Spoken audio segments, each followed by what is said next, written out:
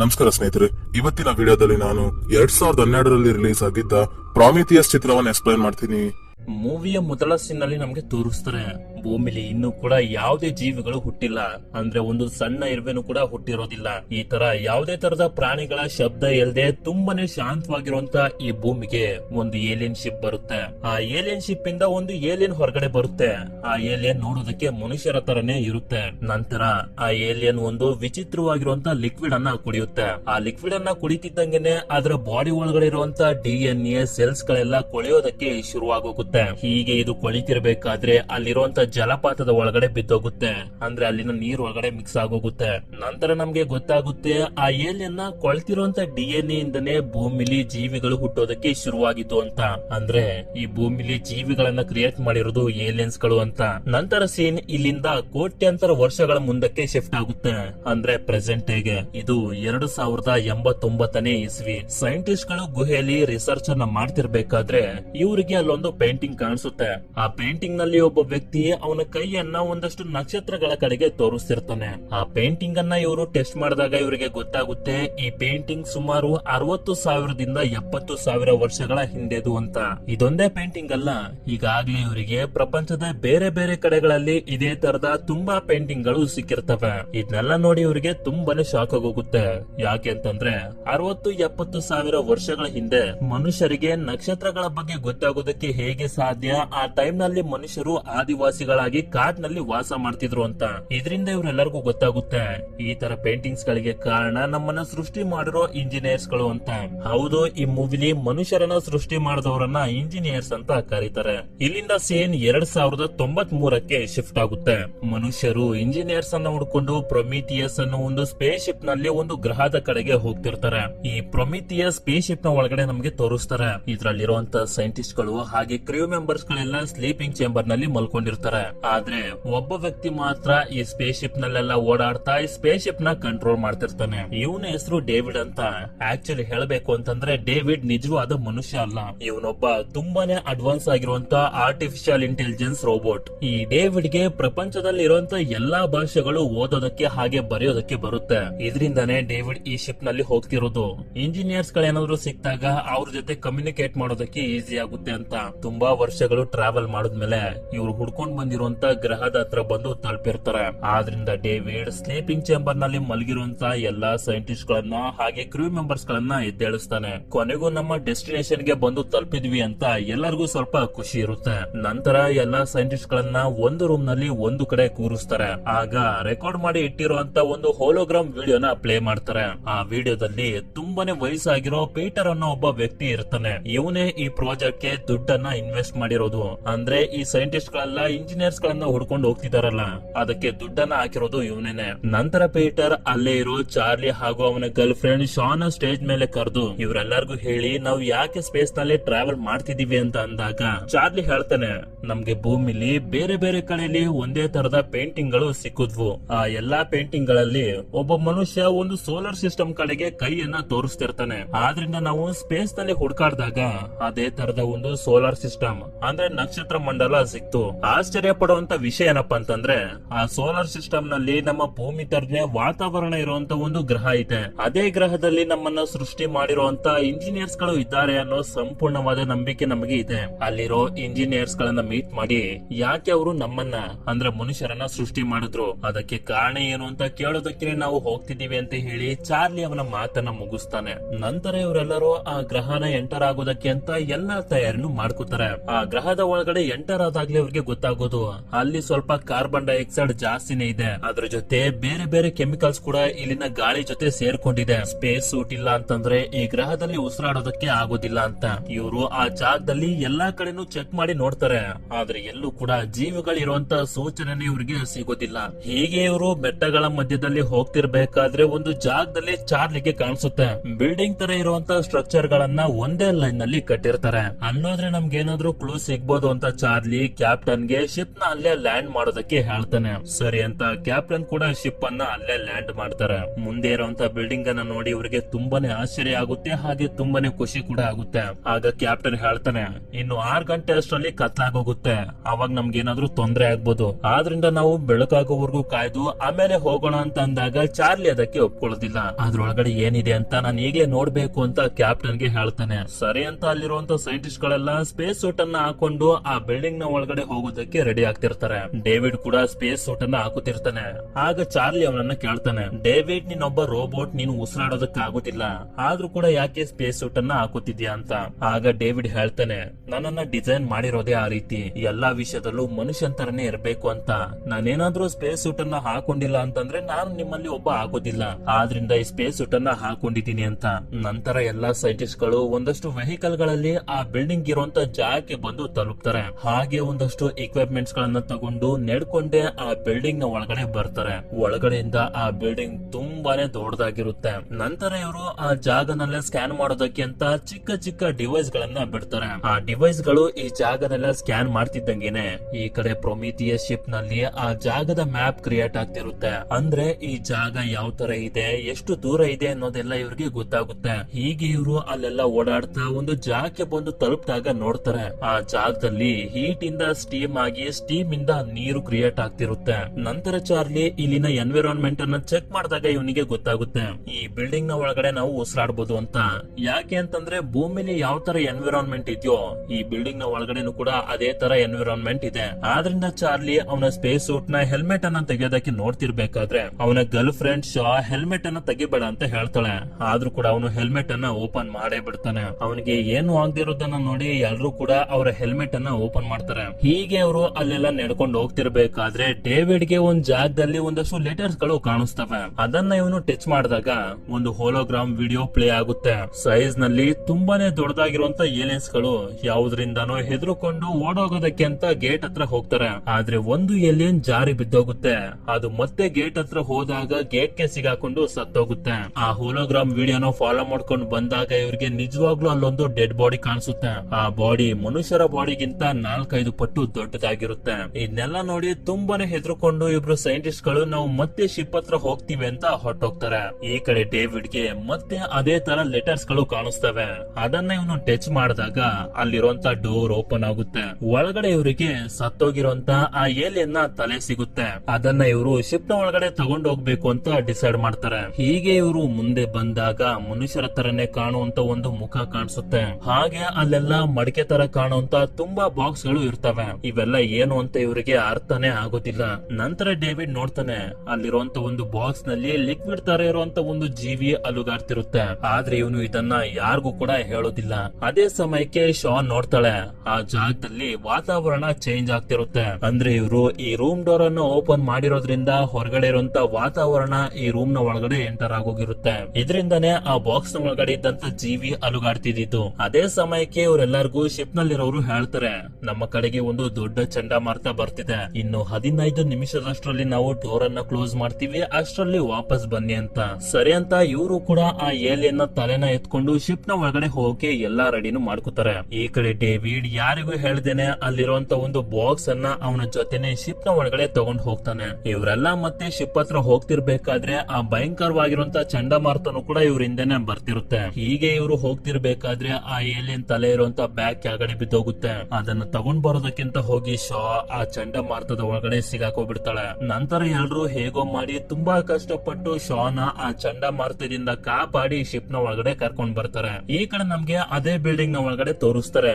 ಆಗ್ಲೇ ಇಬ್ರು ಸೈಂಟಿಸ್ಟ್ ಗಳು ನಮ್ಗೆ ಹೆದರಿಕೆ ಆಗ್ತಿದೆ ಅಂತ ನಾವು ಮತ್ತೆ ಶಿಪ್ ಗೆ ಹೋಗ್ತೀವಿ ಅಂತ ಹೋದ್ರಲ್ಲ, ಅವ್ರಿಬ್ರಿಗೂನು ಹೊರಗಡೆ ಹೋಗೋದಕ್ಕೆ ದಾರಿ ಗೊತ್ತಾಗದೆ ಇನ್ನೂ ಕೂಡ ಇದೇ ಬಿಲ್ಡಿಂಗ್ ನಲ್ಲಿ ಓಡಾಡ್ತಿರ್ತಾರೆ. ಆಗ ಶಿಪ್ ನ ಕ್ಯಾಪ್ಟನ್ ಇವರನ್ನ ಕಾಂಟ್ಯಾಕ್ಟ್ ಮಾಡಿ ಹೇಳ್ತಾರೆ, ಹೊರಗಡೆ ಒಂದು ದೊಡ್ಡ ಚಂಡಮಾರುತ ಬಂದ್ಬಿಟ್ಟಿದೆ, ಇವತ್ತೊಂದಿನ ಅಲ್ಲೇ ಇರಿ, ನಾಳೆ ಬೆಳಗ್ಗೆನೆ ಬಂದು ನಿಮ್ಮನ್ನ ಕರ್ಕೊಂಡು ಹೋಗ್ತೀವಿ ಅಂತ. ಇನ್ನೇನ್ ಮಾಡೋದು ಅಂತ ಇವರಿಬ್ರು ಕೂಡ ಅಲ್ಲೇ ಓಡಾಡ್ಕೊಂಡು ಕಾಲನ್ನ ಕಳೆಯೋದಕ್ಕೆ ಶುರು ಮಾಡ್ತಾರೆ. ಈ ಕಡೆ ನಮ್ಗೆ ಶಿಪ್ ನಲ್ಲಿ ತೋರಿಸ್ತಾರೆ, ಇವರು ಆ ಬಿಲ್ಡಿಂಗ್ ನಿಂದ ಒಂದು ಏಲಿಯನ್ ತಲೆನ ತಗೊಂಡ್ ಬಂದಿದ್ರಲ್ಲ, ಆ ತಲೆನ ಇವರು ಟೆಸ್ಟ್ ಮಾಡೋದಕ್ಕೆ ಮುಂದಾದಾಗ ಇವರಿಗೆ ಗೊತ್ತಾಗುತ್ತೆ ಅದ್ರ ಮೇಲಿರೋದು ಒಂದು ಹೆಲ್ಮೆಟ್ ಅಂತ. ಆ ಹೆಲ್ಮೆಟ್ ಅನ್ನ ಇವರು ತೆಗ್ದಾಗ ಒಳಗಡೆ ಇರುವಂತ ತಲೆನ ನೋಡಿ ಇವರಿಗೆ ತುಂಬಾನೇ ಶಾಕ್ ಆಗೋಗುತ್ತೆ. ಯಾಕೆ ಅಂತಂದ್ರೆ ಅಂದ್ರೆ ಆ ಏಲಿಯನ್ಸ್ ಗಳ ತಲೆ ನೋಡೋದಕ್ಕೆ ಮನುಷ್ಯರ ತರನೇ ಇರುತ್ತೆ. ನಂತರ ಇವರು ಆ ತಲೆಯ ನರ್ವಸ್ ಸಿಸ್ಟಮ್ ಗೆ ಶಾಕ್ ಕೊಡ್ಬೇಕು ಅಂತ ಡಿಸೈಡ್ ಮಾಡ್ತಾರೆ. ಯಾಕೆ ಅಂತಂದ್ರೆ ಆ ತಲೆನ ಮತ್ತೊಂದ್ಸಲ ಜೀವಂತಗೊಳಿಸಬಹುದು ಅಂತ. ಇವ್ರು ಅನ್ಕೊಂಡಂಗೆನೆ ಆಗುತ್ತೆ. ಶಾಕ್ ಕೊಟ್ಟಾಗ ಈ ಏಲಿಯನ್ ತಲೆ ಜೀವಂತಗೊಳ್ಳುತ್ತೆ. ಆದ್ರೆ ಸ್ವಲ್ಪ ಹೊತ್ತಿನ ನಂತರ ಏನೋ ಪ್ರಾಬ್ಲಮ್ ಆಗಿ ಆ ತಲೆನೇ ಬ್ಲಾಸ್ಟ್ ಆಗೋಗುತ್ತೆ. ನಂತರ ಇವರು ಆ ಏಲಿಯನ್ ಡಿಎನ್ಎ ನ ಹಾಗೆ ಮನುಷ್ಯರ ಡಿಎನ್ಎ ನ ಮ್ಯಾಚ್ ಮಾಡಿದಾಗ ಮತ್ತೊಂದು ಶಾಕ್ ಆದಿರುತ್ತೆ. ಯಾಕೆ ಅಂತಂದ್ರೆ ಎರಡು ಡಿಎನ್ಎ ಗಳು ಕೂಡ ಎಕ್ಸಾಕ್ಟ್ ಸೇಮ್ ಇರುತ್ತೆ. ಈ ಕಡೆ ನಮ್ಗೆ ಡೇವಿಡ್ ನ ತೋರಿಸ್ತಾರೆ. ಆ ಬಿಲ್ಡಿಂಗ್ ನಿಂದ ಒಂದು ಬಾಕ್ಸ್ ಅನ್ನ ತಗೊಂಡ್ ಬಂದಿದ್ನಲ್ಲ, ಅದನ್ನ ಓಪನ್ ಮಾಡಿ ನೋಡಿದಾಗ ಇವನಿಗೆ ಅದರಲ್ಲಿ ಏಲಿಯನ್ಸ್ ಗಳ ಡಿಎನ್ಎ ಸಿಗುತ್ತೆ. ಅಂದ್ರೆ ಇಂಜಿನಿಯರ್ಸ್ ಗಳು ಈ ಗ್ರಹದಲ್ಲಿ ಆ ಬಿಲ್ಡಿಂಗ್ ನ ಒಳಗಡೆ ಬೇರೆ ಬೇರೆ ತರಹದ ಜೀವಿಗಳನ್ನ ತಯಾರಿಸಿದ್ರು ಅಂತ. ನಂತರ ಡೇವಿಡ್ ಈ ಡಿಎನ್ಎ ಮನುಷ್ಯರ ಮೇಲೆ ಹೇಗೆ ಕೆಲಸ ಮಾಡುತ್ತೆ ಅಂತ ತಿಳ್ಕೋಬೇಕು ಅಂತ ಚಾರ್ಲಿ ಹತ್ರ ಬಂದು, ನಿಮ್ಗೆ ನಾನು ಡ್ರಿಂಕ್ಸ್ ಅನ್ನ ಕೊಡ್ತೀನಿ ಅಂತ ಆ ಡ್ರಿಂಕ್ಸ್ ನ ಒಳಗಡೆ ಡಿಎನ್ಎ ನ ಮಿಕ್ಸ್ ಮಾಡಿ ಅವನಿಗೆ ಕುಡಿಸ್ಬಿಡ್ತಾನೆ. ಚಾರ್ಲಿಗೂ ಪಾಪ ಏನು ಗೊತ್ತಿರೋದಿಲ್ಲ, ಅವನು ಕೂಡ ಸುಮ್ನೆ ಕುಡಿದು ಬಿಡ್ತಾನೆ. ಈ ಕಡೆ ಬಿಲ್ಡಿಂಗ್ ನ ಒಳಗಡೆ ಇಬ್ರು ಸೈಂಟಿಸ್ಟ್ ಗಳು ಇರ್ತಾರಲ್ಲ, ಅವರಿಗೆ ಒಂದು ಜಾಗದಲ್ಲಿ ಇಂಜಿನಿಯರ್ಸ್ ಗಳ ತುಂಬಾ ಡೆಡ್ ಬಾಡಿಗಳು ಸಿಗ್ತವೆ. ಹೀಗೆ ಇವರು ಅಲ್ಲೆಲ್ಲ ಓಡಾಡ್ತಾ ಏಲಿಯನ್ಸ್ ಗಳ ಡಿಎನ್ಎ ಇರುವಂತ ಜಾಗಕ್ಕೆ ಬಂದು ತಲುಪ್ತಾರೆ. ಅದೇ ಏಲಿಯನ್ಸ್ ಗಳ ಡಿಎನ್ಎ ಇರುವಂತ ಬಾಕ್ಸಸ್ ಗಳು ಇರ್ತಾವಲ್ಲ, ಅದೇ ಜಾಗಕ್ಕೆ. ಆ ಜಾಗದಲ್ಲಿ ಏನೋ ಓಡಾಡ್ತಿರೋ ತರ ಇವರಿಗೆ ಅನ್ಸುತ್ತೆ. ಹತ್ರ ಬಂದು ನೋಡಿದ್ರೆ ಹಾವಿನ ರೀತಿ ಇರುವಂತ ಒಂದು ಪ್ರಾಣಿ. ಇದು ಫ್ರೆಂಡ್ಲಿ ಅನಿಮಲ್ ಇರಬೇಕು ಅಂತ ಒಬ್ಬ ಸೈಂಟಿಸ್ಟ್ ಅದನ್ನ ಮುಟ್ಟೋದಕ್ಕೆ ಹೋಗ್ತಾನೆ. ಆದ್ರೆ ಅದು ಎಷ್ಟು ಭಯಂಕರವಾಗಿರುತ್ತೆ ಅಂತಂದ್ರೆ ಆ ಸೈಂಟಿಸ್ಟ್ ನ ಕೈಗೆ ಸುತ್ಕೊಂಡು ಅವನ ಕೈಯನ್ನೇ ಮುರಿದಾಕ್ಬಿಡುತ್ತೆ. ಇನ್ನೊಬ್ಬ ಸೈಂಟಿಸ್ಟ್ ಏಲಿಯನ್ ಗಳ ಡಿಎನ್ಎ ಮೇಲೆ ಬಿದ್ದು ಅವನು ಸತ್ತೋಗ್ತಾನೆ. ಈ ಕಡೆ ಹಾವಿನ ರೀತಿ ಇರುವಂತ ಆ ಜೀವಿ ಇವನನ್ನು ಕೂಡ ಸಾಯಿಸ್ಬಿಡುತ್ತೆ. ಈ ಕಡೆ ನಮ್ಗೆ ಪ್ರೊಮೆಥಿಯಸ್ ಶಿಪ್ ನಲ್ಲಿ ತೋರಿಸ್ತಾರೆ. ಚಾರ್ಲಿ ಆರೋಗ್ಯ ನಿಧಾನವಾಗಿ ಹಾಳಾಗೋದಕ್ಕೆ ಶುರುವಾಗುತ್ತೆ. ಯಾಕೆ ಅಂತಂದ್ರೆ ಡೇವಿಡ್ ಮಿಕ್ಸ್ ಮಾಡಿ ಕುಡಿಸಿರ್ತಾರಲ್ಲ ಏಲಿಯನ್ಸ್ ಗಳ ಡಿಎನ್ಎ, ಅದರಿಂದನೇ ಈ ರೀತಿ ಎಲ್ಲ ಆಗ್ತಿರೋದು. ನಂತರ ಎಲ್ರು ಎಲ್ಲಾ ತಯಾರಿನ ಮಾಡ್ಕೊಂಡು ಆ ಬಿಲ್ಡಿಂಗ್ ನಲ್ಲಿರುವಂತ ಇಬ್ರು ಸೈಂಟಿಸ್ಟ್ ಗಳನ್ನ ಕರ್ಕೊಂಡ್ ಬರೋದಕ್ಕೆ ಅಂತ ಹೋಗ್ತಾರೆ. ಆ ಬಿಲ್ಡಿಂಗ್ ನ ಒಳಗಡೆ ಬಂದು ನೋಡ್ತಾರೆ, ಎಲ್ಲೂ ಕೂಡ ಆ ಇಬ್ರು ಸೈಂಟಿಸ್ಟ್ ಗಳು ಇವರಿಗೆ ಸಿಗೋದಿಲ್ಲ. ಹೀಗೆ ಇವರೆಲ್ಲ ಆ ಇಬ್ರು ಸೈಂಟಿಸ್ಟ್ ಗಳನ್ನ ಹುಡುಕ್ತಾ ಏಲಿಯನ್ಸ್ ಗಳ ಡಿಎನ್ಎ ಇರುವಂತ ರೂಮ್ ಗೆ ಬಂದು ತಲುಪ್ತಾರೆ. ಅಲ್ಲಿ ನೋಡಿದ್ರೆ ಆ ಇಬ್ರು ಸೈಂಟಿಸ್ಟ್ ಗಳು ತುಂಬಾನೇ ಭಯಂಕರವಾಗಿ ಸತ್ತು ಬಿದ್ದಿರ್ತಾರೆ. ಅಷ್ಟೇ ಅಲ್ಲ, ಚಾರ್ಲಿಯ ಹೆಲ್ತ್ ಕೂಡ ತುಂಬಾ ಕ್ರಿಟಿಕಲ್ ಸ್ಥಿತಿಗೆ ಹೊರಟೋಗುತ್ತೆ. ಆದ್ರಿಂದ ಇವರು ಚಾರ್ಲಿನ ಕರ್ಕೊಂಡು ಮತ್ತೆ ಶಿಪ್ ನ ಕಡೆಗೆ ಹೋಗ್ತಾರೆ. ಈ ಕಡೆ ಚಾರ್ಲಿ ಅದೇ ಬಿಲ್ಡಿಂಗ್ ನಲ್ಲಿ ಒಂದು ಸೀಕ್ರೆಟ್ ಆಗಿರುವಂತ ಜಾಗಕ್ಕೆ ಬಂದು ತಲುಪ್ತಾನೆ. ಆ ಜಾಗದ ಒಳಗಡೆ ಬಂದು ನೋಡಿದಾಗ ಅವನಿಗೆ ಗೊತ್ತಾಗುತ್ತೆ, ಇದು ಯಾವುದೇ ತರದ ಬಿಲ್ಡಿಂಗ್ ಅಲ್ಲ, ಇದೊಂದು ಸ್ಪೇಸ್ ಶಿಪ್ ಅಂತ. ಆ ಜಾಗದಲ್ಲಿ ತುಂಬಾ ಸ್ಲೀಪಿಂಗ್ ಚೇಂಬರ್ಸ್ ಗಳೆಲ್ಲ ಇರ್ತವೆ. ನಂತರ ಇವನು ಅಲ್ಲಿಂದ ಮುಂದೆ ಬಂದಾಗ ಒಂದಷ್ಟು ಬಟನ್ಸ್ ಗಳು ಇವನಿಗೆ ಕಾಣಿಸ್ತವೆ. ಆ ಬಟನ್ಸ್ ಗಳನ್ನ ಇವನು ಪ್ರೆಸ್ ಮಾಡಿದಾಗ ಒಂದು ಹೋಲೋಗ್ರಾಮ್ ವಿಡಿಯೋ ಪ್ಲೇ ಆಗುತ್ತೆ. ಇಂಜಿನಿಯರ್ಸ್ ಗಳು ಬಂದು ಅಲ್ಲಿರುವಂತ ಒಂದು ಚೇರ್ ನ ಮೇಲೆ ಕುತ್ಕೊಂಡು ಒಂದಷ್ಟು ಬಟನ್ಸ್ ಗಳನ್ನ ಪ್ರೆಸ್ ಮಾಡ್ತಾರೆ. ಆಗ ಜಾಗದಲ್ಲಿ ಇಡೀ ಬ್ರಹ್ಮಾಂಡದ ಮ್ಯಾಪ್ ಬರುತ್ತೆ. ಆಗ ಅವನಿಗೆ ಗೊತ್ತಾಗುತ್ತೆ, ಈ ಏಲಿಯನ್ಸ್ ಗಳು ಭೂಮಿಯ ಕಡೆಗೆ ಹೋಗ್ತಿತ್ತು, ಆದ್ರೆ ಏನೋ ಒಂದು ಪ್ರಾಬ್ಲಮ್ ಆಗಿ ಅವುಗಳು ಇಲ್ಲೇ ಸಿಗಾಕೋಬಿಟ್ಟು ಅಂತ.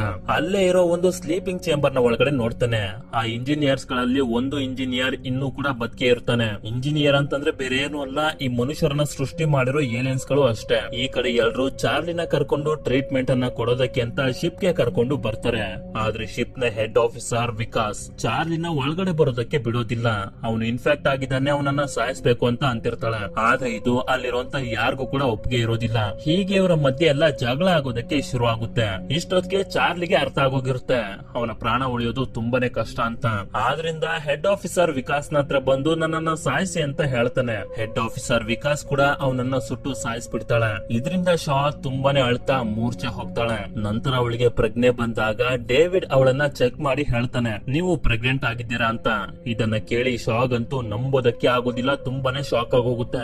ಆಕ್ಚುಲಿ ಇಲ್ಲಿ ಏನಾಗಿದೆ ಅಂತಂದ್ರೆ, ಡೇವಿಡ್ ಚಾರ್ಲಿಗೆ ಏಲಿಯನ್ಸ್ ಗಳ ಡಿಎನ್ಎ ನ ಮಿಕ್ಸ್ ಮಾಡಿ ಕೊಡಿಸಿದ್ನಲ್ಲ, ಆದ್ರಿಂದ ಆ ಏಲಿಯನ್ ಅಂಶ ಚಾರ್ಲಿಂದ ಟ್ರಾನ್ಸ್ಫರ್ ಆಗಿ ಶಾನ ಹೊಟ್ಟೆಲೆ ಬೆಳಿತಿರುತ್ತೆ. ಅಷ್ಟೇ ಅಲ್ಲ, ಇವಳ ಹೊಟ್ಟೆ ಒಳಗಡೆ ಇರುವಂತ ಆ ಏಲಿಯನ್ ತುಂಬಾನೇ ವೇಗವಾಗಿ ಬೆಳಿತಿರುತ್ತೆ. ಇದನ್ನ ನನ್ನ ಹೊಟ್ಟೆಯಿಂದ ತೆಗಿ ಅಂತ ಶಾ ಡೇವಿಡ್ ಗೆ ಹೇಳ್ತಿರ್ಬೇಕಾದ್ರೆ ಅವಳಿಗೆ ಹೊಟ್ಟೆ ನೋವು ಶುರು ಆಗೋಗುತ್ತೆ. ಆದ್ರಿಂದ ಡೇವಿಡ್ ಅವಳಿಗೆ ಇಂಜೆಕ್ಷನ್ ಅನ್ನ ಕೊಟ್ಟು ಮಲಗಿಸ್ಬಿಡ್ತಾನೆ. ನಂತರ ಸ್ವಲ್ಪ ಹೊತ್ತಿನ ನಂತರ ಅವಳಿಗೆ ಎಚ್ಚರ ಆದಾಗ ಅವಳ ಸುತ್ತಮುತ್ತ ಇಬ್ರು ಡಾಕ್ಟರ್ಸ್ ಗಳು ಇರ್ತಾರೆ. ಆ ಡಾಕ್ಟರ್ಸ್ ಗಳಿಗೆ ಇವಳು ಹೊಡೆದು ಅಲ್ಲಿಂದ ತಪ್ಪಿಸ್ಕೊಂಡು ಒಂದು ರೂಮ್ ಗೆ ಬರ್ತಾಳೆ. ಈ ರೂಮ್ ನಲ್ಲಿ ಒಂದು ಸರ್ಜರಿ ಮಿಷಿನ್ ಇರುತ್ತೆ. ಈ ಮಿಷಿನ್ ಇಂದ ಯಾವುದೇ ತರದ ಆಪರೇಷನ್ ಕೂಡ ಮಾಡಬಹುದು. ಶಾ ಆ ಮಿಷಿನ್ ನ ಒಳಗಡೆ ಹೋಗಿ ಅದಕ್ಕೆ ಕಮಾಂಡ್ ಅನ್ನ ಕೊಡ್ತಾಳೆ, ಆಪರೇಷನ್ ಅನ್ನ ಮಾಡಿ ನನ್ನ ಹೊಟ್ಟೆ ಒಳಗಡೆ ಇರುವಂತ ಆ ಜೀವಿನ ಹೊರಗಡೆ ತೆಗಿ ಅಂತ. ಸರ್ಜರಿ ಮಷಿನ್ ಕೂಡ ಅದ್ರ ಅದ್ರ ಕೆಲಸನ ಸ್ಟಾರ್ಟ್ ಮಾಡುತ್ತೆ. ಕೆಲವು ಸೆಕೆಂಡ್ ಗಳಲ್ಲಿ ಆಪರೇಷನ್ ಅನ್ನ ಮಾಡಿ ಅವಳ ಹೊಟ್ಟೆ ಒಳಗಡೆ ಇರುವಂತ ಏಲಿಯನ್ ಅನ್ನ ಹೊರಗಡೆ ತೆಗೆಯುತ್ತೆ. ನಂತರ ಶಾ ಆ ಏಲಿಯನ್ ಅನ್ನ ಅದೇ ಮಷಿನ್ ಒಳಗಡೆ ಕೂಡ ಹಾಕಿ ಆ ರೂಮ್ ಅನ್ನೇ ಲಾಕ್ ಮಾಡ್ಕೊಂಡು ಹೊರಗಡೆ ಓಡ್ ಬಂದ್ಬಿಡ್ತಾಳೆ. ಆಗ್ಲೇ ಆ ಬಿಲ್ಡಿಂಗ್ ನ ಒಳಗಡೆ ಇಬ್ರು ಸೈಂಟಿಸ್ಟ್ ಗಳನ್ನ ಏಲಿಯನ್ ಸಾಯಿಸ್ಬಿಡ್ತಾಳ. ಅವರಿಬ್ರಲ್ಲಿ ಒಬ್ಬ ಸಂಪೂರ್ಣವಾಗಿ ಇನ್ಫೆಕ್ಟ್ ಆಗಿ ಶಿಪ್ ಹತ್ರ ಬಂದು ಅಲ್ಲಿರೋರ್ ಮೇಲೆಲ್ಲ ಅಟ್ಯಾಕ್ ಮಾಡೋದಕ್ಕೆ ಶುರು ಮಾಡ್ತಾನೆ. ಆದ್ರೆ ಹೇಗೋ ಮಾಡಿ ಅಲ್ಲಿರೋರೆಲ್ಲ ತುಂಬಾ ಕಷ್ಟಪಟ್ಟು ಅವನನ್ನ ಸಾಯಿಸ್ಬಿಡ್ತಾರೆ. ಈ ಕಡೆ ಶಾ ಒಂದು ರೂಮ್ ಗೆ ಬಂದಾಗ ನೋಡ್ತಾಳೆ, ಮೂವಿಯ ಮೊದಲಲ್ಲಿ ನಮ್ಗೆ ತೋರಿಸಿದ್ರಲ್ಲ ಪೀಟರ್, ಅದೇ ಈ ಪ್ರಾಜೆಕ್ಟ್ ಗೆ ದುಡ್ಡು ಹಾಕಿರೋನು, ಅವನು ಕೂಡ ಈ ಶಿಪ್ ನ ಒಳಗಡೆ ಇರ್ತಾನೆ. ನೀವು ಇಲ್ಲೇನ್ ಮಾಡ್ತಿದ್ದೀರಾ ಅಂತ ಶಾ ಕೇಳಿದಾಗ ಈ ಮೂವಿಯ ಸಸ್ಪೆನ್ಸ್ ಇಲ್ಲಿ ರಿವೀಲ್ ಆಗುತ್ತೆ. ಆಕ್ಚುಲಿ ಇವರೆಲ್ಲ ಇಲ್ಲಿಗೆ ಬಂದಿರೋದಕ್ಕೆ ಕಾರಣ ಏನಪ್ಪಾ ಅಂತಂದ್ರೆ, ಈ ಪೀಟರ್ ಗೆ ಈಗ 100 ವರ್ಷ, ಇನ್ನೇನು ಸಾಯೋದ್ರಲ್ಲಿ ಇರ್ತಾನೆ. ಅದೇ ಸಮಯಕ್ಕೆ ಚಾರ್ಲಿ ಹಾಗೂ ಶಾ ಇವನಿಗೆ ಸಿಕ್ಕಿದ್ರು. ನಮ್ಮ ಮನುಷ್ಯರನ್ನ ಯಾರು ಸೃಷ್ಟಿ ಮಾಡಿದಾರೋ ಅವರನ್ನ ಹುಡುಕಿದ್ರೆ ಅವರು ನಮ್ಮ ಆಯಸ್ಸನ್ನ ಜಾಸ್ತಿನೂ ಮಾಡಬಹುದು ಅಥವಾ ನಮ್ಗೆ ಸಾವೇ ಬರ್ದ ರೀತಿ ಮಾಡಬಹುದು ಅಂತ ಪೀಟರ್ ಗೆ ಚಾರ್ಲಿ ಹಾಗೂ ಶಾ ಇಂದ ಗೊತ್ತಾಗುತ್ತೆ. ಆದ್ರಿಂದಾನೇ ಇವನು ಈ ಪ್ರಾಜೆಕ್ಟ್ ಗೆ ದುಡ್ಡನ್ನ ಹಾಕಿರೋದು. ಇಂಜಿನಿಯರ್ಸ್ ಗಳೇನಾದ್ರೂ ಸಿಕ್ಕಿದ್ರೆ ಅವರಿಂದ ನನಗೆ ಆಯಸ್ಸು ಜಾಸ್ತಿ ಆಗುತ್ತೆ, ಸಾವೇ ಇರೋದಿಲ್ಲ ಅಂತ. ಈಗ ಡೇವಿಡ್ ಒಂದು ರೂಮ್ ನಲ್ಲಿ ಹುಡ್ಕೊಂಡ್ ಬಂದಿದ್ದಾನಲ್ಲ, ಸ್ಲೀಪಿಂಗ್ ಚೇಂಬರ್ ನ ಒಳಗಡೆ ಮಲಗಿರುವಂತ ಒಂದು ಏಲಿಯನ್ ನ, ಅದ್ರ ಹತ್ರ ಇವರೆಲ್ಲ ಈಗ ಹೋಗ್ತಿರ್ತಾರೆ. ಶಾಗೆ ಹೊಟ್ಟೆಯ ಆಪರೇಷನ್ ಆಗಿರೋದ್ರಿಂದ ಅವಳ ಹೊಟ್ಟೆ ತುಂಬಾ ನೋತಿರುತ್ತೆ. ಆದ್ರೂ ಕೂಡ ಒಂದಷ್ಟು ಮಾತ್ರೆಗಳನ್ನ ತಗೊಂಡು ಆ ಏಲಿಯನ್ ನೋಡೋದಕ್ಕೆ ಇವಳು ಹೋಗ್ಬೇಕು ಅಂತ ಎಲ್ಲಾ ರೆಡಿನೂ ಮಾಡ್ಕೋತಿರ್ತಾಳೆ. ಆಗ ಶಿಪ್ ನ ಕ್ಯಾಪ್ಟನ್ ಅವಳ ಹತ್ರ ಬಂದು ಹೇಳ್ತಾನೆ, ನನ್ಗನ್ಸೋ ಪ್ರಕಾರ ಈ ಗ್ರಹ ಇಂಜಿನಿಯರ್ಸ್ ಗಳದ್ದು ಅಲ್ಲ, ಬೇರೆ ಬೇರೆ ಜೀವಿಗಳನ್ನ ಕ್ರಿಯೇಟ್ ಮಾಡೋದಕ್ಕೆ ಈ ಗ್ರಹನ ಉಪಯೋಗಿಸ್ಕೊತಿದ್ರು ಅನ್ಸುತ್ತೆ. ಯಾಕಂದ್ರೆ ಇಷ್ಟು ಡೇಂಜರ್ಸ್ ಆಗಿರುವಂತ ಏಲಿಯನ್ಸ್ ಗಳನ್ನ ಅವರ ಗ್ರಹದಲ್ಲಿ ತಯಾರಿ ಮಾಡಿದ್ರೆ ಅವರ ಜನರಿಗೆ ತೊಂದರೆ ಆಗುತ್ತೆ ಅಂತ. ಇಲ್ಲೇ ನಮ್ಗೆ ಗೊತ್ತಾಗುತ್ತೆ ಹೆಡ್ ಆಫೀಸರ್ ವಿಕಾಸ್ ಇರ್ತಾಳಲ್ಲ, ಅವಳು ಪೀಟರ್ ನ ಮಗಳು ಅಂತ. ನಂತರ ಒಂದಷ್ಟು ಜನರು ಪೀಟರ್ ನ ಕರ್ಕೊಂಡು ಆ ಬಿಲ್ಡಿಂಗ್ ನ ಒಳಗಡೆ ಬರ್ತಾರೆ. ಡೇವಿಡ್ ಆಗ್ಲೇ ಹುಡ್ಕೊಂಡ್ ಬಂದಿದ್ನಲ್ಲ, ಆ ರೂಮ್ ಗೆ ಇವ್ರನ್ನೆಲ್ಲ ಕರ್ಕೊಂಡ್ ಬರ್ತಾನೆ. ಈ ಕಡೆ ನಮ್ಗೆ ಪ್ರೊಮಿಥಿಯ ಶಿಪ್ ನ ಒಳಗಡೆ ತೋರಿಸ್ತಾರೆ. ಕ್ಯಾಪ್ಟನ್ ಗೆ ಗೊತ್ತಾಗಿರುತ್ತೆ ಆ ಬಿಲ್ಡಿಂಗ್ ನ ಒಳಗಡೆ ಇರೋದು ರೂಮ್ ಗಳಲ್ಲ, ಬದಲಾಗಿ ಸ್ಪೇಸ್ ಶಿಪ್ ಅಂತ. ಅಂದ್ರೆ ಏಲಿಯನ್ಸ್ ಗಳು ಅವರ ಸ್ಪೇಸ್ ಶಿಪ್ ಅನ್ನ ಈ ಬಿಲ್ಡಿಂಗ್ಸ್ ನ ಒಳಗಡೆ ಸೇಫ್ ಆಗಿ ಇಟ್ಟಿರ್ತಾರೆ. ಡೇವಿಡ್ ಆ ಸ್ಪೇಸ್ ಶಿಪ್ ಅನ್ನು ಆನ್ ಮಾಡಿ ಎಲ್ಲರಿಗೂ ಹೇಳ್ತಾನೆ, ಈ ಇಂಜಿನಿಯರ್ಸ್ ಗಳು ಅಂದ್ರೆ ಏಲಿಯನ್ಸ್ ಗಳು ಎಲ್ಲಾ ತಯಾರನ್ನು ಮಾಡ್ಕೊಂಡು ಭೂಮಿ ಕಡೆಗೆ ಹೋಗ್ತಿದ್ರು, ಆದ್ರೆ ಯಾವ್ದೋ ಒಂದು ಕಾರಣದಿಂದ ಎಲ್ಲರೂ ಕೂಡ ಇಲ್ಲೇ ಸಿಗಾಕೋಬಿಟ್ರು ಅಂತ. ಶಾ ಅವನನ್ನ ಕೇಳ್ತಾಳೆ, ಅವರು ಭೂಮಿ ಕಡೆಗೆ ಯಾಕೆ ಹೋಗ್ತಿದ್ರು ಅಂತ. ಆಗ ಅವನು ಹೇಳ್ತಾನೆ, ಇಂಜಿನಿಯರ್ಸ್ ಗಳು ಹೊಸ ಹೊಸ ಜೀವಿಗಳನ್ನ ಸೃಷ್ಟಿ ಮಾಡ್ತಿದ್ರು, ಆದ್ರಿಂದ ಈಗಾಗ್ಲೇ ಸೃಷ್ಟಿ ಮಾಡಿರುವಂತ ಮನುಷ್ಯರನ್ನ ನಾಶ ಮಾಡೋದಕ್ಕೆ ಅಂತ. ಇದನ್ನ ಕೇಳಿ ಶಾಗೆ ತುಂಬಾನೇ ಶಾಕ್ ಆಗಿ ಹೋಗುತ್ತೆ. ಇಂಜಿನಿಯರ್ಸ್ ಗಳು ಮನುಷ್ಯರನ್ನ ಯಾಕೆ ಸಾಯಿಸ್ಬೇಕು ಅಂತ ಇವಳಿಗೆ ಅರ್ಥನೇ ಆಗೋದಿಲ್ಲ. ನಂತರ ಡೇವಿಡ್ ಆ ಸ್ಲೀಪಿಂಗ್ ಚೇಂಬರ್ ಒಳಗಡೆ ಮಲಗಿರುವಂತ ಆ ಏಲಿಯನ್ ಅನ್ನ ಎದ್ದೇಳಿಸ್ತಾನೆ. ಆ ಏಲಿಯನ್ ಇವರನ್ನೆಲ್ಲ ತುಂಬಾನೇ ಆಶ್ಚರ್ಯದಿಂದ ನೋಡ್ತಿರುತ್ತೆ. ಆಗ ಪೀಟರ್ ಡೇವಿಡ್ ನ ಕೇಳೋದಕ್ಕೆ ಹೇಳ್ತಾನೆ, ಮನುಷ್ಯರ ಆಯಸ್ಸನ್ನ ಜಾಸ್ತಿ ಮಾಡೋದು ಹೇಗೆ ಕೇಳು ಅಂತ. ಡೇವಿಡ್ ಕೂಡ ಆ ಏಲಿಯನ್ಸ್ ಗಳ ಭಾಷೆಯಲ್ಲೇ ಕೇಳ್ತಾನೆ. ಆದ್ರೆ ಅವನ ಮಾತನ್ನ ಕೇಳ್ತಿದ್ದಂಗೆನೆ ಆ ಏಲಿಯನ್ ಡೇವಿಡ್ ನ ಕತ್ತನ್ನ ಮುರಿದು ಬೇರೆ ಕಡೆಗೆ ಬಿಸಾಕ್ಬಿಡುತ್ತೆ. ಹಾಗೆ ಅಲ್ಲಿರೋರ ಮೇಲೆಲ್ಲ ಅಟ್ಯಾಕ್ ಮಾಡೋದಕ್ಕೆ ಶುರು ಮಾಡಿಬಿಡುತ್ತೆ. ಇದರಿಂದ ಹೇಗೋ ಮಾಡಿ ಶಾ ತುಂಬಾ ಕಷ್ಟಪಟ್ಟು ತಪ್ಪಿಸ್ಕೊಂಡು ಅಲ್ಲಿಂದ ಓಡೊಂಟೋಗ್ತಾಳೆ. ಪೀಟರ್ ಗೆ ಏಟ್ ಬಿದ್ದಿರೋದ್ರಿಂದ ಅವನು ಅಲ್ಲೇ ಸತ್ತೋಗ್ತಾನೆ. ನಂತರ ಈ ಏಲಿಯನ್ ಅದರ ಸ್ಪೇಸ್ ಶಿಪ್ ಇಂಜಿನ್ ಅನ್ನ ಸ್ಟಾರ್ಟ್ ಮಾಡಿ ಎಲ್ಲಾ ತಯಾರನ್ನು ಮಾಡ್ಕೊಳ್ಳುತ್ತೆ. ಭೂಮಿಗೆ ಹೋಗಿ ಭೂಮಿಲಿರುವಂತಹ ಜನರನ್ನೆಲ್ಲ ಸಾಯಿಸೋದಕ್ಕೆ. ಆ ಸ್ಪೇಸ್ ಶಿಪ್ ಹೊರಗಡೆ ಹೋಗೋದಕ್ಕೆ ಎಲ್ಲಾ ಡೋರ್ ಗಳು ಓಪನ್ ಆಗ್ತಿರ್ತವೆ. ಆದ್ರೂ ಕೂಡ ಶಾ ಹೇಗೋ ಮಾಡಿ ತುಂಬಾ ಕಷ್ಟಪಟ್ಟು ಅಲ್ಲಿಂದ ಹೊರಗಡೆ ಬರ್ತಾಳೆ. ನಂತರ ಶಾ ಶಿಪ್ ನ ಕ್ಯಾಪ್ಟನ್ ನ ಕಾಂಟ್ಯಾಕ್ಟ್ ಮಾಡಿ ಹೇಳ್ತಾಳೆ, ಆ ಏಲಿಯನ್ ಸ್ಪೇಸ್ ಶಿಪ್ ನಲ್ಲಿ ಭೂಮಿ ಕಡೆಗೆ ಹೋಗ್ತಿದೆ, ಅದನ್ನ ನಾವು ತಡಿಬೇಕು ಅಂತ. ಆದ್ರೆ ಅದಕ್ಕೆ ಹೆಡ್ ಆಫೀಸರ್ ವಿಕಾಸ್ ಒಪ್ಕೊಳ್ತಿರೋದಿಲ್ಲ. ಯಾರ್ ಹೆಂಗಾದ್ರೂ ಮಾಡ್ಕೊಳ್ಳಿ, ನಾವು ಮೊದ್ಲು ಮನೆಗೆ ಹೋಗ್ಬೇಕು ಅಂತ ಹೇಳ್ತಿರ್ತಾಳೆ. ಆಗ ಶಾ ಎಲ್ಲರಿಗೂ ಹೇಳ್ತಾಳೆ, ನಾವು ಆ ಸ್ಪೇಸ್ ಶಿಪ್ ಅನ್ನ ತಡಿಲ್ಲ ಅಂತಂದ್ರೆ ನಾವು ಮನೆಗೆ ಹೋಗೋದಕ್ಕೆ ಭೂಮಿನೇ ಇರೋದಿಲ್ಲ. ಯಾಕೆ ಅಂತಂದ್ರೆ ಆ ಏಲಿಯನ್ ಭೂಮಿಯ ಮೇಲೆ ಅಟ್ಯಾಕ್ ಮಾಡೋದಕ್ಕೆ ಹೋಗ್ತಿದೆ ಅಂತ. ಇದನ್ನ ಕೇಳಿ ಶಿಪ್ ನ ಕ್ಯಾಪ್ಟನ್ ಹಾಗೂ ಪೈಲಟ್ಸ್ ಗಳು ಆ ಏಲಿಯನ್ ಶಿಪ್ ಅನ್ನ ತಡಿಬೇಕು ಅಂತ ಡಿಸೈಡ್ ಮಾಡ್ತಾರೆ. ಆದ್ರೆ ವಿಕಾಸ್ ಅದಕ್ಕೆ ಒಪ್ಕೊಳ್ಳೋದಿಲ್ಲ. ಅಲ್ಲಿಂದ ಹೊರಗಡೆ ಹೋಗ್ಬೇಕು ಅಂತ ಸ್ಪೇಸ್ ಸೂಟ್ ಅನ್ನ ಹಾಕುತ್ತಿರ್ತಾಳೆ. ಈ ಕಡೆ ನಮ್ಗೆ ತೋರಿಸ್ತಾರೆ ಆ ಏಲಿಯನ್ ಶಿಪ್ ಹೊರಗಡೆ ಬಂದು ಭೂಮಿ ಕಡೆಗೆ ಹೋಗೋದಕ್ಕೆ ಎಲ್ಲಾ ತಯಾರಿನೂ ಮಾಡ್ಕೊತಿರುತ್ತೆ. ಶಿಪ್ ನ ಕ್ಯಾಪ್ಟನ್ ಶಾಗೋಸ್ಕರ ಅಂತ ಒಂದು ಸಣ್ಣ ಸ್ಪೇಸ್ ಶಿಪ್ ಅನ್ನ ಹೊರಗಡೆ ಬಿಟ್ಬಿಡ್ತಾನೆ. ವಿಕಾಸ್ ಕೂಡ ಸ್ಪೇಸ್ ಸೂಟ್ ಅನ್ನ ಹಾಕೊಂಡು ಪ್ರೊಮಿಥಿಯ ಶಿಪ್ ಇಂದಾನೆ ಹೊರಗಡೆ ಬಂದ್ಬಿಡ್ತಾಳೆ. ಈ ಕಡೆ ಕ್ಯಾಪ್ಟನ್ ಹಾಗೂ ಪೈಲಟ್ಸ್ ಗಳು ನಮ್ಮ ಭೂಮಿನ ನಾವು ಕಾಪಾಡಲೇಬೇಕು ಅಂತ ಅವರ ಸ್ಪೇಸ್ ಶಿಪ್ ಅನ್ನ ತಗೊಂಡೋಗಿ ಏಲಿಯನ್ ಸ್ಪೇಸ್ ಶಿಪ್ ಗೆ ಕ್ರಾಶ್ ಮಾಡ್ಬಿಡ್ತಾರೆ. ಇದರಿಂದ ಅಲ್ಲೊಂದು ದೊಡ್ಡ ಬ್ಲಾಸ್ಟ್ ಆಗಿ ಪ್ರೊಮಿಥಿಯ ಶಿಪ್ ನಾಶ ಆಗೋಗುತ್ತೆ. ಆದ್ರೆ ಆ ಏಲಿಯನ್ ಶಿಪ್ ಮಾತ್ರ ಅಷ್ಟೊಂದು ಡ್ಯಾಮೇಜ್ ಆಗಿರೋದಿಲ್ಲ. ಯಾಕೆ ಅಂತಂದ್ರೆ ಅದು ಅಷ್ಟು ದೊಡ್ಡದಾಗಿರುತ್ತೆ, ಹಾಗೆ ಸ್ಟ್ರಾಂಗ್ ಆಗಿರುತ್ತೆ. ಆ ಏಲಿಯನ್ ಶಿಪ್ ಶಾ ಹಾಗೂ ವಿಕಾಸ್ ಮೇಲೆ ಬೀಳೋದಕ್ಕೆ ಬರ್ತಿರುತ್ತೆ. ಆದ್ರಿಂದ ಇವರಿಬ್ರು ಓಡೋದಕ್ಕೆ ಶುರು ಮಾಡ್ತಾರೆ. ವಿಕಾಸ್ ಆ ಸ್ಪೇಸ್ ಶಿಪ್ ನ ಕೆಳಗಡೆ ಸಿಕ್ಕಿ ಸತ್ತೋಗ್ತಾಳೆ. ಆದ್ರೆ ಹೇಗೋ ಮಾಡಿ ಶಾ ಅದರಿಂದ ತಪ್ಪಿಸ್ಕೊಂಡು ಹೊರಗಡೆ ಬಂದ್ಬಿಡ್ತಾಳೆ. ಈಗ ಈ ಗ್ರಹದಲ್ಲಿ ಶಾನ ಬಿಟ್ರೆ ಇನ್ಯಾವ ಮನುಷ್ಯರು ಕೂಡ ಉಳಿದಿರೋದಿಲ್ಲ. ಇವಳು ಚಾರ್ಲಿನ ನೆನ್ಸ್ಕೊಂಡು ಅಳ್ತಿರ್ಬೇಕಾದ್ರೆ ಡೇವಿಡ್ ಇವಳನ್ನ ಅವ್ರನ್ನ ಕಾಂಟ್ಯಾಕ್ಟ್ ಮಾಡಿ ಹೇಳ್ತಾನೆ, ಶಾ ನನ್ಗೆ ಪ್ಲೀಸ್ ಸಹಾಯನ ಮಾಡು ಅಂತ. ಆಗ ಶಾ ಹೇಳ್ತಾಳೆ, ನಾನ್ಯಾಕೆ ನಿನ್ಗೆ ಸಹಾಯ ಮಾಡ್ಬೇಕು ಅಂತ. ಆಗ ಡೇವಿಡ್ ಹೇಳ್ತಾನೆ, ಇಲ್ಲಿ ತುಂಬಾನೇ ಸ್ಪೇಸ್ ಶಿಪ್ ಗಳಿವೆ, ಅವನ್ನ ನನ್ಗೆ ಓಡಿಸೋದಕ್ಕೆ ಬರುತ್ತೆ, ನಾನ್ ನಿನ್ನ ಮತ್ತೆ ಭೂಮಿ ಕರ್ಕೊಂಡು ಹೋಗ್ತೀನಿ ಅಂತ. ಶಾ ಕೂಡ ಸರಿ ಅಂತ ಹೇಳಿ ಒಂದು ವೆಹಿಕಲ್ ನ ತಗೊಂಡು ಆ ಬಿಲ್ಡಿಂಗ್ ಹತ್ರ ಬರ್ತಾಳೆ. ನಂತರ ಇವಳು ಡೇವಿಡ್ ಹತ್ರ ಬಂದು ಕೇಳ್ತಾಳೆ, ನಿನಗೆ ಏಲಿಯನ್ ಶಿಪ್ ಅನ್ನ ಓಡಿಸೋದಕ್ಕೆ ಬರುತ್ತಾ ಅಂತ. ಆಗ ಡೇವಿಡ್ ಕೂಡ, ಹೌದು ನನ್ಗೆ ಓಡಿಸೋದಕ್ಕೆ ಬರುತ್ತೆ, ನಾನ್ ನಿನ್ನ ಭೂಮಿಗೆ ಕರ್ಕೊಂಡು ಹೋಗ್ತೀನಿ, ನನ್ನನ್ನ ರೆಡಿ ಮಾಡು ಅಂತ ಹೇಳ್ತಾನೆ. ಆಗ ಅವಳು ಹೇಳ್ತಾಳೆ, ನನಗೆ ಮತ್ತೆ ಭೂಮಿಗೆ ಹೋಗೋದಕ್ಕೆ ಇಷ್ಟ ಇಲ್ಲ, ನಮ್ಮನ್ನ ಸೃಷ್ಟಿ ಮಾಡಿರುವಂತ ಆ ಏಲಿಯನ್ಸ್ ಗಳು ಅಂದ್ರೆ ಇಂಜಿನಿಯರ್ಸ್ ಗಳ ಗ್ರಹಕ್ಕೆ ಹೋಗ್ಬೇಕು ಅಂತ ಅನ್ಕೊಂಡಿದ್ದೀನಿ, ನಿನ್ ಕೈಲಿ ನನ್ನನ್ನ ಅವರ ಗ್ರಹಕ್ಕೆ ಕರ್ಕೊಂಡು ಹೋಗೋದಕ್ಕಾಗುತ್ತಾ ಅಂದಾಗ ಡೇವಿಸ್ ಕೂಡ ಹೌದು ಕರ್ಕೊಂಡು ಹೋಗೋದಕ್ಕಾಗುತ್ತೆ ಅಂತಾನೆ. ಸರಿ ಅಂತ ಶಾ ಡೇವಿಡ್ ನ ರೆಡಿ ಮಾಡೋದಕ್ಕೆ ಶುರು ಮಾಡ್ತಾಳೆ. ಆಗ ಡೇವಿಡ್ ಅವಳನ್ನ ಕೇಳ್ತಾನೆ, ನೀನು ಅವ್ರ ಗ್ರಹಕ್ಕೆ ಹೋಗಿ ಏನ್ ಮಾಡ್ಬೇಕು ಅಂತಿದ್ಯಾ ಅಂತ. ಆಗ ಶಾ ಹೇಳ್ತಾಳೆ, ನಮ್ಮನ್ನ ಕ್ರಿಯೇಟ್ ಮಾಡಿರೋರು ಕೂಡ ಇಂಜಿನಿಯರ್ಸ್ ಗಳೇ, ಆದ್ರೆ ಅವರು ನಮ್ಮನ್ನ ಸಾಯಿಸೋದಕ್ಕೆ ನೋಡ್ತಿದ್ದಾರೆ, ಅವರು ಯಾಕೆ ನಮ್ಮನ್ನ ಸಾಯಿಸೋದಕ್ಕೆ ನೋಡ್ತಿದ್ದಾರೆ ಅನ್ನೋದಕ್ಕೆ ನನ್ಗೆ ರೀಸನ್ ಗೊತ್ತಾಗ್ಬೇಕು, ಆದ್ರಿಂದ ನಾನು ಅವ್ರ ಗ್ರಹಕ್ಕೆ ಹೋಗ್ತೀನಿ, ಇದ್ರ ರೀಸನ್ ಅನ್ನ ತಿಳ್ಕೊತೀನಿ ಅಂತ ಅಂದಾಗ ಡೇವಿಸ್ ಕೂಡ ಸರಿ ಅಂತ ಹೇಳ್ತಾನೆ. ನಂತರ ನಮ್ಗೆ ತೋರಿಸ್ತಾರೆ, ಡೇವಿಡ್ ಹಾಗೂ ಶಾ ಒಂದು ಏಲಿಯನ್ ಶಿಪ್ ಅನ್ನ ತಗೊಂಡು ಏಲಿಯನ್ಸ್ ಗಳ ಗ್ರಹನ ಹುಡ್ಕೊಂಡು ಹೋಗ್ತಾರೆ, ಅಂದ್ರೆ ಆ ಇಂಜಿನಿಯರ್ಸ್ ಗಳ ಗ್ರಹನ ಹುಡ್ಕೊಂಡು ಹೋಗ್ತಾರೆ. ಇಲ್ಲಿಗೆ ಈ ಮೂವಿ ಎಂಡ್ ಆಗುತ್ತೆ. ಈ ವಿಡಿಯೋ ಹೇಗನ್ನಿಸ್ತು ಅಂತ ಕಮೆಂಟ್ ಮಾಡಿ ತಿಳಿಸಿ, ಮತ್ತೆ ಈ ಚಾನಲ್ಗೆ ಸಬ್ಸ್ಕ್ರೈಬ್ ಆಗೋದನ್ನ ಮರಿಬೇಡಿ. ಇದೇ ರೀತಿಯ ವಿಡಿಯೋವಿನೊಂದಿಗೆ ಮತ್ತೆ ನಿಮ್ಮನ್ನ ಭೇಟಿಯಾಗುತ್ತೇನೆ. ಧನ್ಯವಾದಗಳು.